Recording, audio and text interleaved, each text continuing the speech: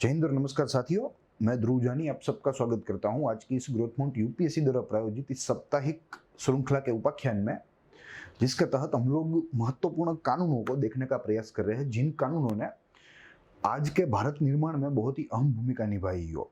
वैसे तो इस उपाख्यान को लेकर मैं आपके सामने हर रविवार उपस्थित होता हूं, मगर इस रविवार कुछ निजी कारणों की वजह से हम लोग उपस्थित नहीं हो पाए हैं। इसीलिए आज यानी कि सोमवार को इस पूरे मामले को, इस पूरे उपाख्यान को देखने का प्रयास करेंगे, जिसके तहत हम लोग स्टेट रीऑर्गेनाइजेशन एक्ट 1956 को देखने का प्रयास कर रहे हैं। जैसे आपने देखा कि जो इस श्रृंखला में हमने कई सारे अगले कानून देखे, जिन कानूनों के तहत पहले तो भारत को स्वाधीनता प्राप्त हुई, साथ ही में भारत को एक अपना स्वतंत्र संविधान प्राप्त हुआ। ठीक है, अब बारी है स्वतंत्रता के बाद जो हमारा जो भूभाग है उसको अच्छी तरीके से रीऑर्गेनाइज करने की, इसमें एडमिनिस्ट्रेटिव जो यूनिट्स है उसको बनाने की, और इस एडमिनिस्ट्रेटिव यूनिट्स को हम लोग स्टेट्स के नाम पे जानते हैं। मगर इस कानून को अच्छी तरीके से समझने के लिए हमें कुछ प्रचुरन चीजें, कुछ मिसलेनियस चीजों को देखना होगा। अगर उनको देख लिया, अगर उनको अच्छी तरीके से समझ लिया, तो हम लोग इस कानून को बहुत ही अच्छी तरीके से समझ सकेंगे। तो शुरू करेंगे, पहले उन चीजों के बारे में देखेंगे जो इस कानून को समझने के लिए अनिवार्य है, बाद में इस कानून के ऊपर हमारी चर्चा को आगे बढ़ाएंगे।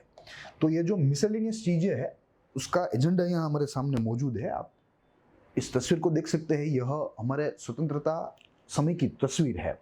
जब हमें स्वतंत्रता प्राप्त हुई, अंग्रेजों ने भारत को हमारे हवाले किया, यानी कि भारत को देसी हाथों के हाथ में हवाले किया, जो आज तक विदेशी हाथों में था।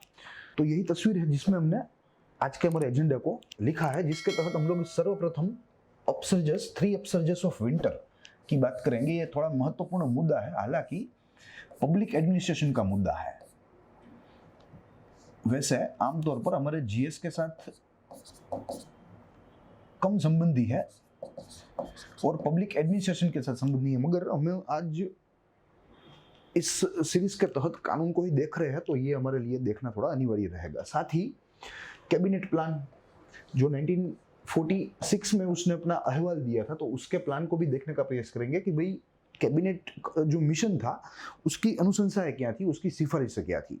साथ ही हम लोग माउंटबेटन प्लान देखेंगे। माउंटबेटन हम जानते हैं कि भारत के गवर्नर जनरल थे, जिनकी नियुक्ति इंडियन इंडिपेंडेंस एक्ट ऑफ 1947 के द्वारा हुई थी, जो हमने लेक्चर 9 में देखा था। ठीक है, तो उन्होंने भी एक प्लान प्रस्तुत किया, और जो भारत और पाकिस्तान का जो आज अस्तित्व है, 2 राष्ट्रों का अस्तित्व है एक अखंड भारत में से, वो दरअसल यह माउंटबेटन प्लान को आभारी है। ठीक है, तो उसको भी देखने का प्रयास करेंगे। और साथ ही में जो हमारा आखिरी एजेंडा है इस कानून के अभ्यास को शुरू करने से पहले, वो रहेगा इंटीग्रेशन ऑफ स्टेट्स, यानी कि सब राज्यों का एकीकरण, सब राज्यों का यूनिफिकेशन। तो ये 4 मुद्दों को देखकर हम लोग आज हमारे कानून की चर्चा को आगे बढ़ाने का प्रयास करेंगे, जिसमें से सर्वप्रथम है 3 अपसर्जस ऑफ विंटर। देखिए, आमतौर पर अपसर्जस यानी कि कोई भी प्रकार का विरोध। ठीक है, तो जब ब्रिटिश शासन का अंत होने वाला था, जब उसका सूर्यास्त होने वाला था, तब धीरे धीरे एक उन लोगों के विरुद्ध में एक भावना जो है वो पूरे भारत में बन रही थी, और यह भावना हमें इस 3 उपद्रव में देखने को मिलती है, जो आमतौर पर 1945-46 में हो चुके थे। देखेंगे 3 उपद्रव है, मैंने ब्रीफली पहले हमारे 9th लेक्चर में भी बताया था, मगर यहाँ हम लोग थोड़ा सा इसमें और देखने का प्रयास करेंगे, जिसके तहत यहाँ मैंने कुछ टेक्निकल बातें आपके लिए तैयार रखी है, ताकि हमारा समय थोड़ा बच सके और फिजूल में जो है समय का वियोग ना हो। तो देखिए, पहला जो अपसर्ज था वो था नवंबर 21 का 1945 का, और कलकत्ता का था, और आईएनए ट्रायल्स के साथ संबंधित था कि ब्रिटिशरों ने, अंग्रेजों ने आईएनए के जो जवान थे उनके साथ कुछ बदसलूकी की, जिसका विरोध करने के लिए यह जो प्रोटेस्ट है, यह आंदोलन है, वो हुआ था। साथ ही में दूसरा जो अपसर्ज है वो भी फरवरी 1946 में हुआ था, कलकत्ता में ही हुआ था, और ये भी एक आईएनए के साथ की हुई बदसलूकी के विरोध में था। ठीक है, और साथ ही में जो तीसरा था अपसर्ज, वो था मुंबई में, और वो रॉयल इंडियन नेवी के जो कर्मचारी थे उन लोगों के द्वारा हुआ था, और इन लोगों ने अपना जो विरोध है वो हड़ताल पे जाके व्यक्त किया था। ठीक है, तो ये 3 अपसर्जस है। वैसे तो कई सारे ऐसे अपसर्जस हमारे स्वतंत्र संग्राम में हुए हैं, मगर इन तीनों का जो इम्पैक्ट था ब्रिटिश प्रशासन के ऊपर वो थोड़ा ज्यादा पड़ा, और यहाँ से ब्रिटिश प्रशासन को अब लगने लगा कि भाई अब हमें भारत को जल्द से जल्द स्वतंत्रता स्वाधीनता देनी ही होगी। ठीक है, तो इसीलिए इन 3 अपसर्जसों का जो महत्व है वो कई गुना बढ़ जाता है। साथ ही अगर पैटर्न की बात करें तो इन तीनों की पैटर्न भी बहुत ही सेम ही थी। मुख्य रूप से अगर मैं आपको बताऊं तो 3 चरणों में ये अपसर्जस प्रोग्रेस हुए थे। 3 स्टेजेस ऑफ अपसर्जस। तीनों ने सेम ही पैटर्न से जो है तीनों अपसर्जसों का सेम ही पैटर्न से प्रोग्रेस हुआ था। ठीक है, जिसके तहत जो पहला स्टेप था वो था स्टूडेंट्स और ग्रुप ऑफ स्टूडेंट्स। इन लोगों ने अथॉरिटी को डिनाई किया, अथॉरिटी की बात मानने से इनकार किया और इन लोगों के ऊपर अत्याचार अथॉरिटी के द्वारा किया गया। Denied authority and they faced some type of suppression, some type of regression. साथ ही दूसरा जो स्टेप है वो है second step, people of city join. People of city join. जैसे हमने देखा कि पहले 2 अपसर्जस कोलकाता के थे और तीसरा मुंबई का था, तो पहले क्या हुआ कि यहाँ स्टूडेंट्स और ग्रुप ऑफ स्टूडेंट्स ने अथॉरिटी की बात को मानने से इनकार किया, अथॉरिटी के सामने कई प्रकार के प्रदर्शन किए, विरोध व्यक्त किया। तो अथॉरिटी ने उन लोगों को बोला कि भाई आप लोग घर जाइए, आप लोग जो है पहले तो आप लोग स्कैटर्ड हो जाइए और स्कैटर्ड होकर आप लोग घर चले जाइए। तो यह जो आंदोलनकारी थे, विरोध प्रदर्शन करता थे, उन लोगों ने मना किया अथॉरिटी की बात मानने को। फिर बाद में उन लोगों को जुल्म सहन करना पड़ा ब्रिटिश शासन का। इन लोगों ने ओपन फायरिंग भी किए थे, कई सारे जो है अत्याचार किए थे, लाठी चार्ज भी किया था, टीयर गैसेस भी जो हम लोगों ने छोड़े थे, कई सारे प्रकार के अत्याचार किए। बाद में अब सिंपैथी मिली। ठीक है, यह सिटी की, जैसे हमने देखा कि पहला और दूसरा अपसर्ज कोलकाता में हुआ था, ये भी कलकत्ता में ही हुआ था। ठीक है, तो अब धीरे धीरे इन गुटों को, इन समूहों को, जो स्टूडेंट्स के थे या अन्य जो प्रदर्शन करता थे, आंदोलन करता थे, उन लोगों के गुटों को यह स्थानीय शहर का समर्थन मिलने लगा। ठीक है, तो ये बात रही पीपल ऑफ सिटीज ज्वाइंड। और तीसरा जो स्टेप था वो था कि इन लोगों को पूरे देश की गोट solidarity and sympathy of entire nation।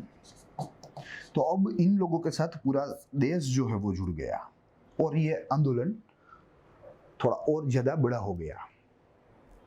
और इस आंदोलनों ने ही ब्रिटिश शासन के ऊपर, हम कह सकते हैं कि ये एक कारण तो हो सकता है कि ब्रिटिश शासन को भारत छोड़ने के लिए मजबूर किया हो या मजबूर होना पड़ा हो, ये उसका एक कारण हो सकता है। ठीक है, तो ये बात है 3 स्टेजेस ऑफ अपसर्जस, या आप कह लीजिए 3 अपसर्जस ऑफ विंटर की। अब अगर आगे देखें तो हमारा दूसरा मुद्दा है कैबिनेट मिशन का। हमें मालूम है कि कैबिनेट मिशन की निमणूक हुई थी और उनको बताया गया था कि भाई आप लोग भारत के संदर्भ में कुछ देखें और ब्रिटिश प्रशासन को अपनी सिफारिश दे कि भाई भारत के साथ क्या करना चाहिए, क्या भारत के 2 विभाजन करना चाहिए, क्या भारत एक ही रखना चाहिए, इत्यादि इत्यादि। तो 1946 में यह मिशन ने अपना रिपोर्ट सबमिट किया। Report submitted. एक सकारात्मक बात इस रिपोर्ट में बताई गई, इन्होंने कहा कि भाई भारत के पार्टीशन नहीं होने चाहिए, भारत के बंटवारे नहीं होने चाहिए।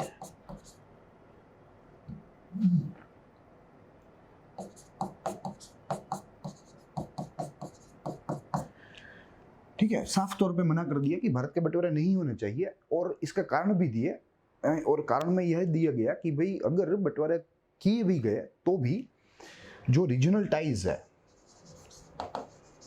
रीजनल टाइज उसको हानि हो सकती है, कल्चरल टाइज को हानि हो सकती है, कल्चरल टाइज एज वेल। साथ ही में जो आर्म्ड फोर्सेस है, अगर उनका विभाजन हो गया और अच्छी तरीके से नहीं हुआ तो फर्दर ये हिंसा में रूपांतरित हो सकते हैं और पूरे प्रदेश का माहौल जो है वो अराजकतापूर्ण भी हो सकता है। ऐसी अनुशंसा है कैबिनेट मिशन के द्वारा ब्रिटिश संसद को दी गई थी। ठीक है, साथ ही में यहाँ यह भी कहा गया कि यूनियन लेवल पे या प्रोविजनल लेवल पे 3 स्ट्रक्चर का लेजिस्लेटिव व एग्जीक्यूटिव मॉडल होना चाहिए। 3 tier system should be there. 3 tier system at union and province level।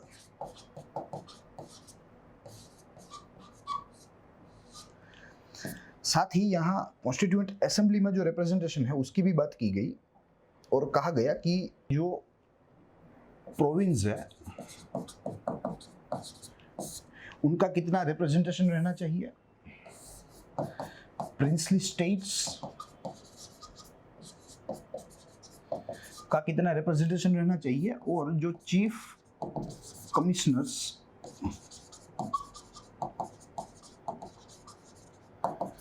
जो एरिया है या आप कह लीजिए प्रोविंस है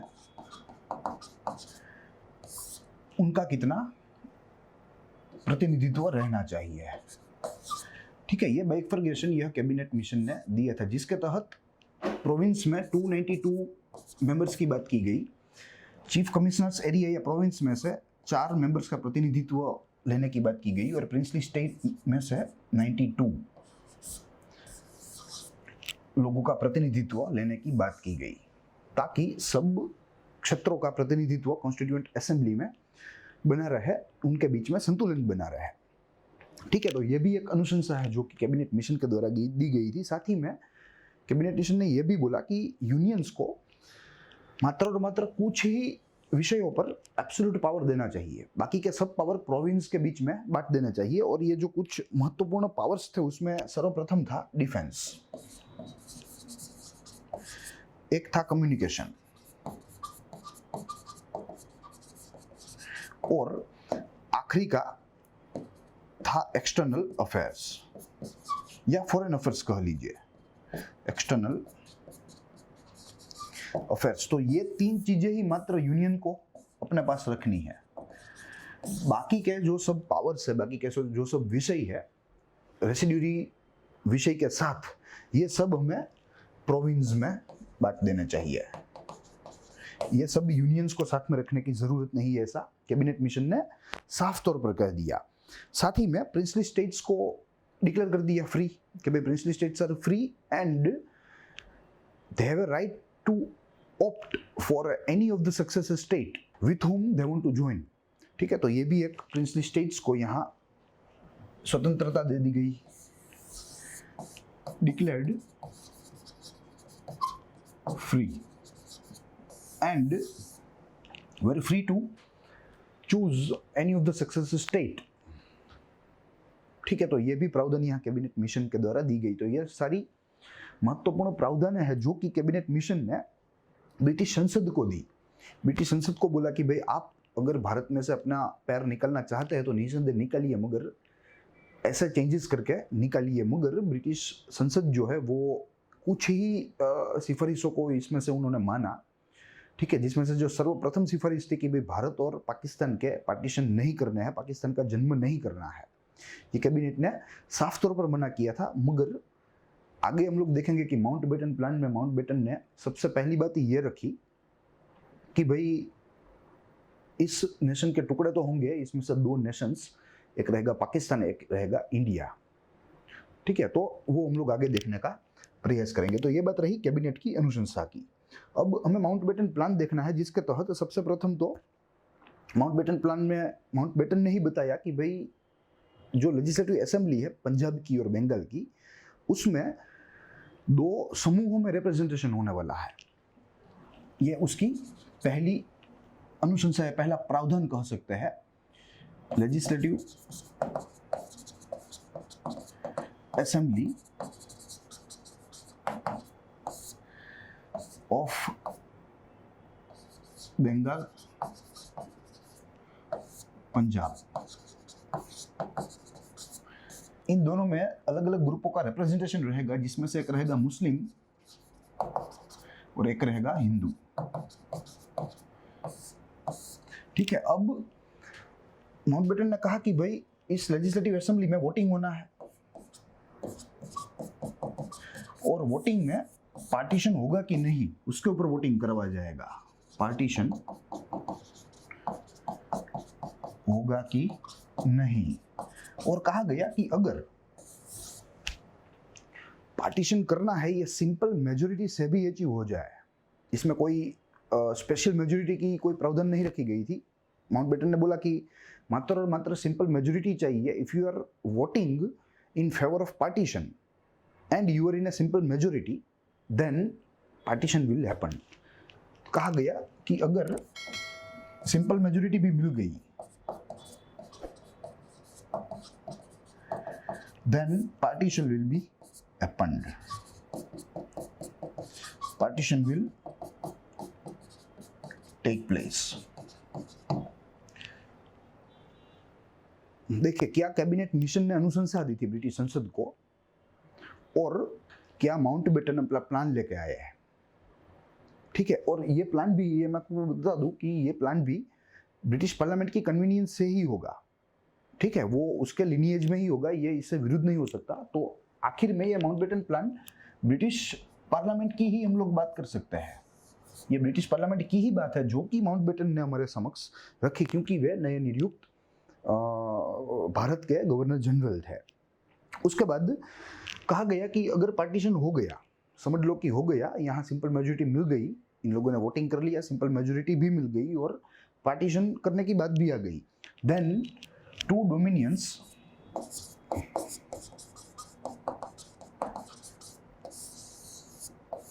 will be emerged and it will be named as India and Pakistan, which were having their own independent constituent assemblies. दोनों को स्वाधीन ये जो कॉन्स्टिट्यूएंट असेंबली है, या आप कह सकते हैं संवैधानिक सभा, ये उनको मिलेगी और अपने अपने राष्ट्र के लिए, अपने अपने देश के लिए संविधान गढ़ने का प्रयास या काम करेगी। साथ ही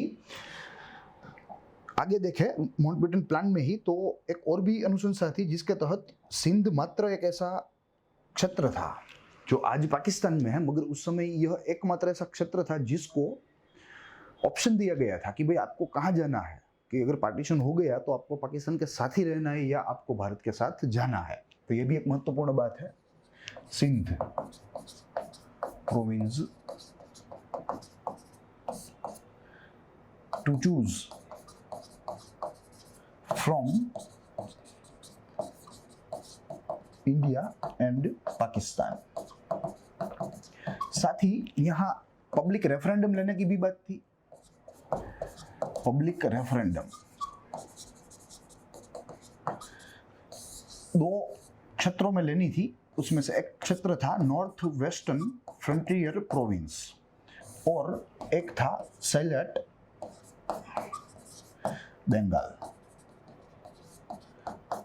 यहाँ के लोगों को पूछना था, इन लोगों का मत लेना था कि क्या आप भारत के साथ रहना चाहेंगे, क्या आप पाकिस्तान के साथ रहना चाहेंगे।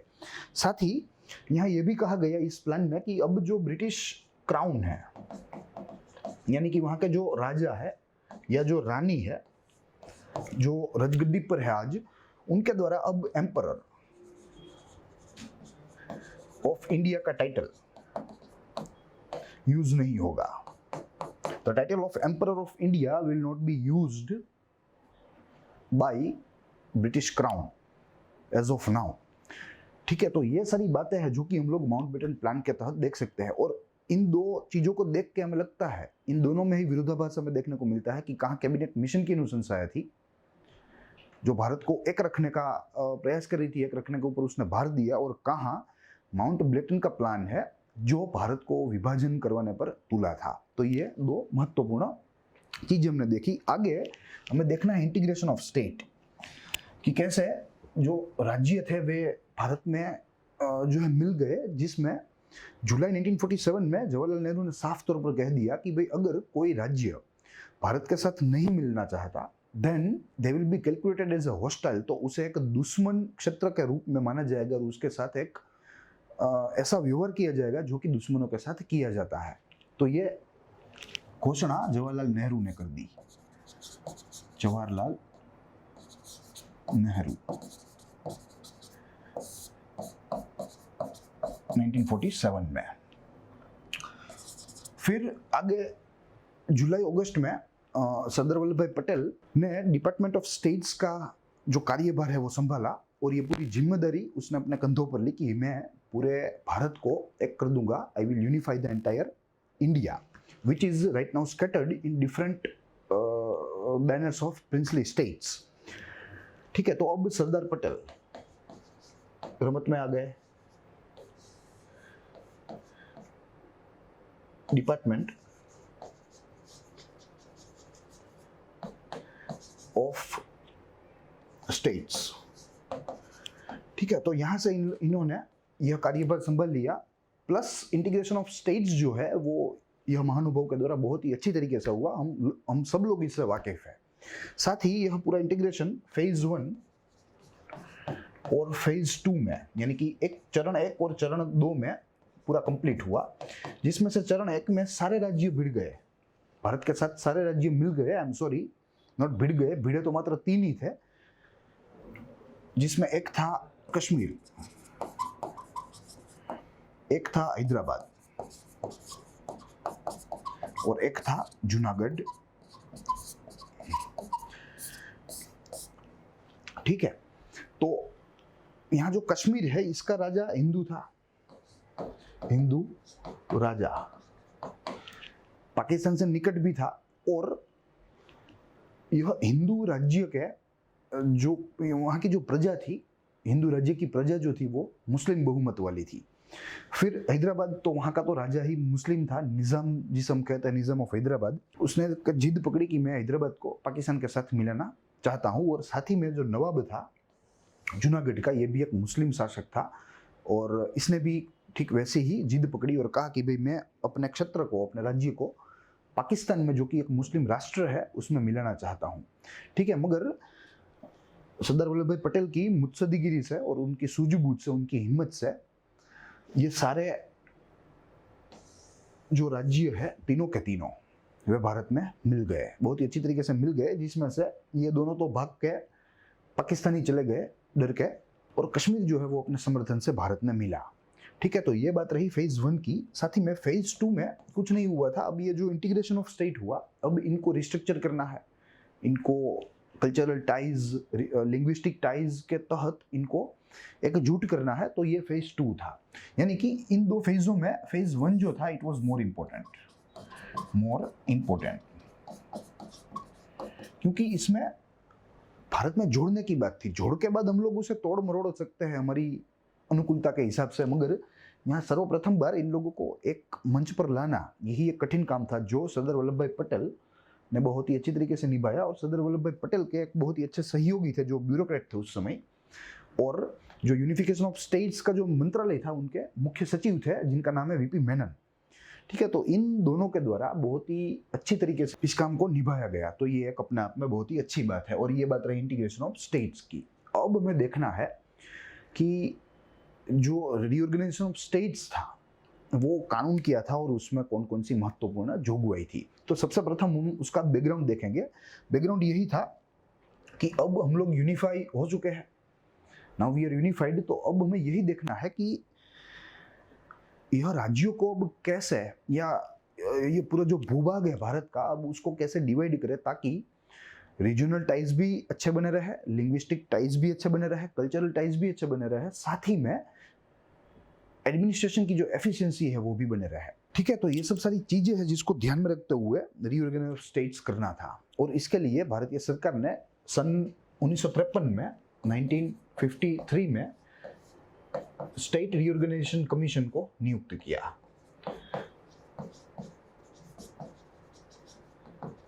Reorganisation commission,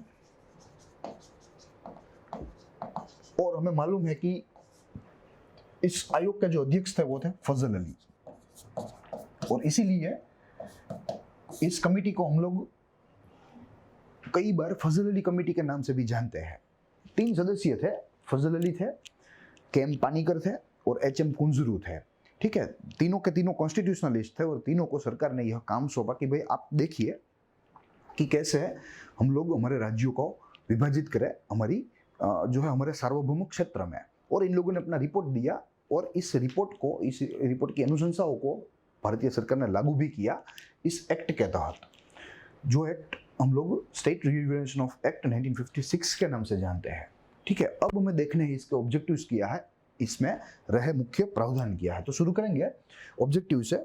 The main objectives of the act are: सर्वप्रथम, the act was drafted with various underlying objectives. The primary factor was a linguistic and a cultural division among the population to promote languages and culture that had been lost during the British Raj. Yes, जो ब्रिटिशरों ने 200 वर्षों में जो यहाँ तबाही जो मचाई थी, हमारे अगर सांस्कृतिक क्षेत्र की बात करें तो उसको भी तबाह कर दिया था। हमारी जो भाषा की एकता थी, हमारे जो सांस्कृतिक मूल्य थे, ठीक है, उनको जो तबाह कर दिया था, अब उसको फिर से रिबिल्ड करना है। और इस रिबिल्ड करने के लिए हमें उस तरह हमारे स्टेट्स को रीऑर्गेनाइज करना पड़ेगा। तो ये इसका एक मुख्य उद्देश्य था। साथ ही another important factor was dividing state equally based on the economic resources and financial condition so that overall development happens in the country. साथ ही में ये भी एक बात थी कि राज्यों को ऐसे साथ में मिलाया जाए कि अगर कोई छोटा राज्य है, आर्थिक रूप से थोड़ा दुर्बल राज्य है, तो उसको ऐसे गठित किया जाए ताकि उसका भी विकास हो सके पूरे देश के साथ, यानी कि एक संतुलित विकास, बैलेंस्ड डेवलपमेंट।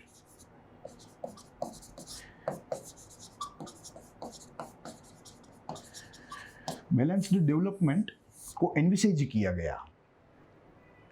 ठीक है, कि यह प्राप्त करने के लिए हमें हमारे राज्यों को पुनर्गठित करना होगा या करना चाहिए।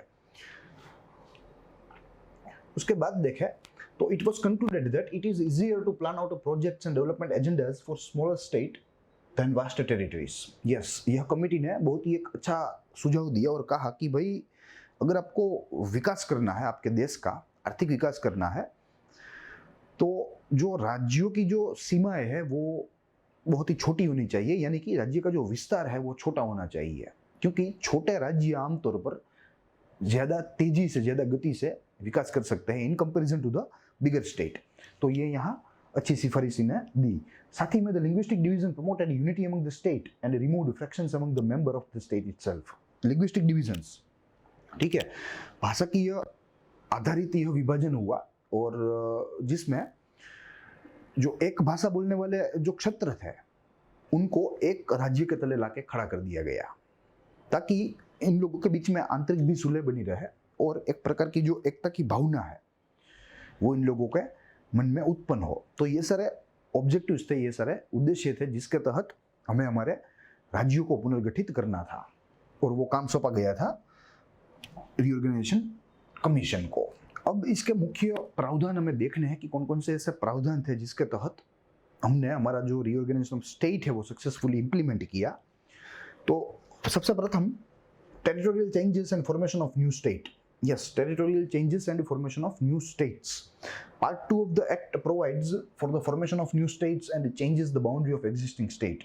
जो लेगेसी हमें मिली थी, जो विरासत मिली थी ब्रिटिश शासन से, वो अब हमें उसमें काफ़ी फेरफार करने थे हमारी अनुकूलता से और हमारे हित के लिए, तो वो यहाँ करने थे। साथ ही sections 3 to 11 provide for the formation of state और transfer of certain district and taluka to the new states. Under this part, the state of Andhra Pradesh is created by transferring the territory of Hyderabad and remaining it as a Andhra Pradesh.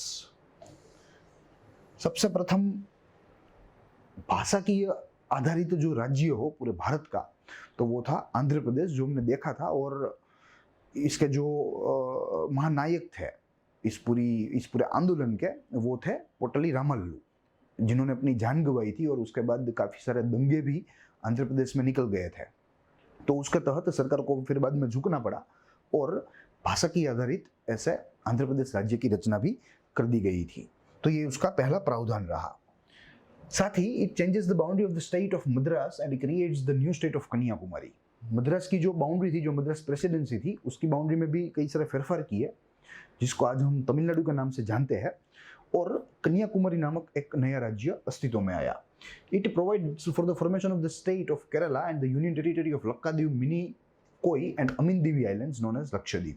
Yes, Kerala जो राज्य था उसका भी formation हुआ. साथ ही में Lakshadweep islands को भी आइडेंटिफाई किया गया as a union territory with the combination of 3 big islands, namely Laccadive, Minicoy and Amindivi. साथ ही में the act expands the boundary of Mysore and alters the boundary of Bombay, Madhya Pradesh, Rajasthan, Punjab. Mysore यानी कि आज का कर्नाटक. जिस मैसूर को हम लोग टीपू सुल्तान के नाम से जानते हैं उसकी बाउंड्री को जो है थोड़ा विस्तृत किया गया. साथ ही में बॉम्बे प्रेसिडेंसी की, मध्य प्रदेश की जो सेंट्रल प्रोविंस में आता था, राजस्थान की और पंजाब की सीमाओं को भी जो है उसमें भी थोड़ा फेरफार किया गया था, उसको भी थोड़ा चेंज किया गया था विद दिस रीऑर्गेनाइजेशन एक्ट. साथ ही में अगर दूसरा प्रावधान देखें महत्वपूर्ण इस कानून का, तो वो है amendment to first schedule of the constitution. हमारा जो कॉन्स्टिट्यूशन है उसमें जो प्रथम जो अनुसूची है उसमें भी काफी फेरफार किए गए. The act also amended the first schedule of the constitution which divided the states with in India into 3 parts, A, B and C. हमारे यहाँ पार्ट ए, पार्ट बी और पार्ट सी में राज्यों को विभाजित कर दिया गया था आफ्टर द इंडिपेंडेंस. ठीक है, मगर इसको यहाँ खारिज कर दिया गया और एक नया फॉर्मेशन लागू कर दिया गया जिसमें एबीसी जैसा कोई क्लासिफिकेशन नहीं दिया गया था, मगर a list of 14 states and 6 union territories were there at the end of this implementation of this act. देखते हैं part A included the states, जिसमें पार्ट ए जो थे वे मात्र और मात्र राज्य थे. फिर part B where was only left for Jammu and Kashmir, and part C had a union territories of India. ठीक है, तो अब भारत के राज्यों को वर्गीकृत किया गया ए, बी और सी जैसे राज्यों में, जिसमें ए में सारे राज्य, बी मात्र और मात्र जम्मू कश्मीर के लिए और सी में सारी यूनियन टेरिटरीज यानी कि केंद्र शासित प्रदेश. तो ये बात रही दूसरे प्रावधान की. अब तीसरा प्रावधान है जिसके तहत तो जोनल काउंसिल्स को जन्म दिया गया. जोनल काउंसिल्स पहले तो भारत में 5 जोन्स किए गए, ठीक है, नेमली सेंट्रल, नॉर्दर्न, साउदर्न, वेस्टर्न और ईस्टर्न. ठीक है, और इन 5 जोन्स में अलग अलग वो क्षेत्र के राज्यों को रखा गया. जोन्स के जो हेड थे वे यूनियन होम मिनिस्टर थे. ये जोनल काउंसिल आज भी है, आज भी कार्यरत है, जिसके हेड यूनियन होम मिनिस्टर रहते हैं. साथ ही में अलग अलग जोन में अलग अलग जो राज्य होते हैं उनके मुख्यमंत्री भी इसके प्रतिनिधित्व रहते हैं. ठीक है, तो ये जोनल काउंसिल्स अस्तित्व में आई, जिसके तहत part 3 of the act divides the state and union territories of the countries into 5 zones, namely northern, central, eastern, western and southern, जो हमने देखा. साथ ही for each zonal council has been formulated, this council shall have a union minister nominated by the president, chief minister and 2 other minister of the state nominated by the governor, and 2 members from each of the union territories as member. जिस क्षेत्र का zone हो, उस क्षेत्र के जो राज्य हो, जो केंद्र शासित प्रदेश हो, उनके मुख्यमंत्रियों को या उनके गवर्नरों को यहाँ इस जोनल काउंसिल में प्रतिनिधित्व बनने का अवसर मिलता था. The union minister shall be the chairman and the chief minister of the state shall be the vice chairman on the rotation basis. Each chief minister shall hold the post for 3 years. Union minister shall be the chairman. ठीक है, वो बात यहाँ खत्म हो गई. फिर according to zone, जिस जिस राज्य उस जोन में पड़ते हो उनके मुख्यमंत्रियों को भी वाइस प्रेसिडेंट बनने का मौका मिलता था on A rotation basis, and each chief minister shall hold the post for 3 years. यानी कि यह रोटेशन जो है वो 3 वर्षों के बाद, एवरी 3 वर्षों के बाद किया जाता था. अब चौथा मुख्य प्रावधान है legislative council. The act under section 33-39 provides for the state where a new legislative council should be constituted. The states are Madhya Pradesh and Bombay with 72 seats. अब अलग अलग राज्यों की लेजिस्लेटिव काउंसिल्स भी अस्तित्व में आने लगी, क्योंकि अब इन राज्यों के लिए इन लेजिस्लेटिव काउंसिल्स को अलग अलग कानून घड़ने थे. तो ये जो धारा सभाएं है वो धारा सभाएं अब अस्तित्व में आने लगी. मध्य प्रदेश में आई, बॉम्बे में आई with 72 seats, Madras with 50 seats, Mysore with 52 and Punjab with 40 seats. ठीक है, तो इन राज्यों के लिए लेजिस्लेटिव काउंसिल्स का प्रावधान भी यह कानून लेके आया था.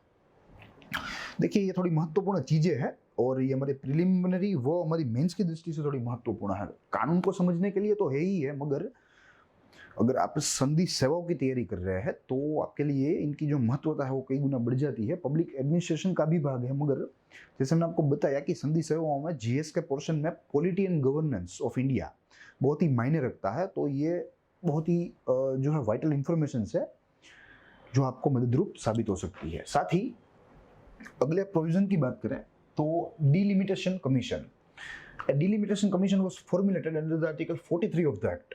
ठीक है, ये सारी एक एक चीजें जो है वो महत्व की है। प्रिलिमिनरी में पूछा जा सकता है कि जो डिलिमिटेशन काउंसिल या कमीशन जो फॉर्म हुआ था under the act of reorganisation 1956, तो वो कौन से सेक्शन के तहत फॉर्म हुआ था। ये एक सामान्य सा सवाल है, मगर बहुत ही महत्वपूर्ण है और हमारी परीक्षा दृष्टि से भी उपयोगी है। तो it was formed under the section 43 of the act consisting of 2 members who have been judges of either the Supreme Court or High Court and the Chief Election Commissioner as its ex officio member। ex officio यानी कि by default।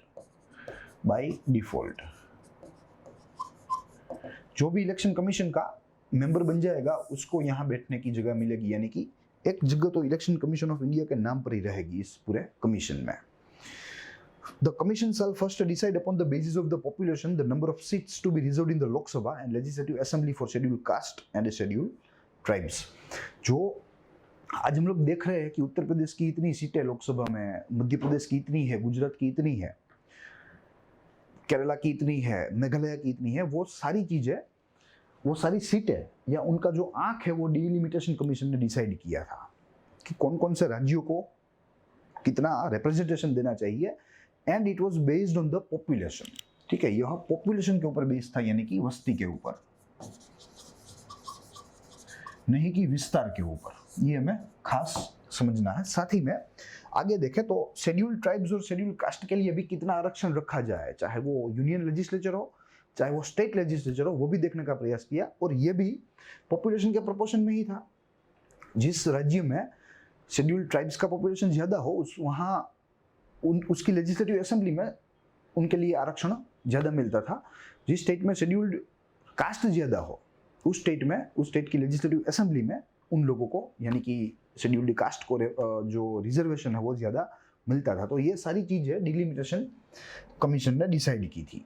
साथ ही अगर other provisions की बात करें तो other provision in the act in detail deal with intricacies necessary for the proper functioning of newly formulated या newly formed state like jurisdiction of existing high court and the formation of new high courts, dealing with contract already entered upon the states and the existing state corporations। yes, तो अब state का एक बार अगर जो है state emerge हो जाए, उसका जन्म हो जाए, उसका वो अस्तित्व में आ जाए, देन वहाँ से बात खत्म नहीं होती। पूरा जो मैकेनिज्म है स्टेट के लिए, स्टेट के प्रॉपर फंक्शनिंग के लिए, एफिशिएंट फंक्शनिंग के लिए वो पूरा सेटअप करना पड़ता है।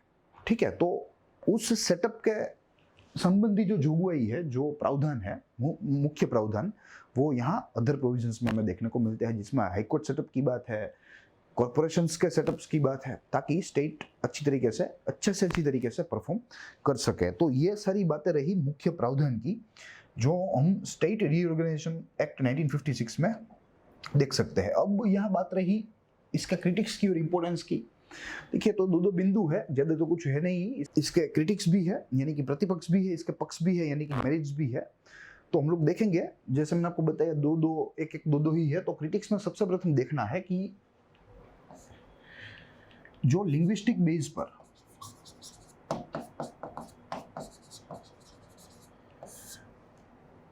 जो विभाजन हुआ हमारे भूभाग का अलग अलग राज्यों के स्वरूप में, वो विभाजन में कई सारे ऐसे नए राज्य भी एमर्ज हुए, कई सारे ऐसे नए राज्य भी अस्तित्व में आए, जिन राज्यों को बहुत ही जो है वित्तीय सहायता की जरूरत हो, बहुत ही छोटे हो सर्वप्रथम तो, और बाद में बहुत ही दुर्बल हो आर्थिक रूप से। ठीक है, तो यहाँ से जो इनइक्वालिटी ऑफ डेवलपमेंट उसकी शुरुआत हुई। जो अच्छा राज्य था, जो संसाधन से संपन्न था, वो राज्य बहुत ही अच्छा कर गया, और जो राज्य छोटे थे या कुदरती संसाधनों से बहुत ही गरीब थे या कम संसाधन थे, उनका परफॉर्मेंस जो है वो बहुत ही खराब रहा।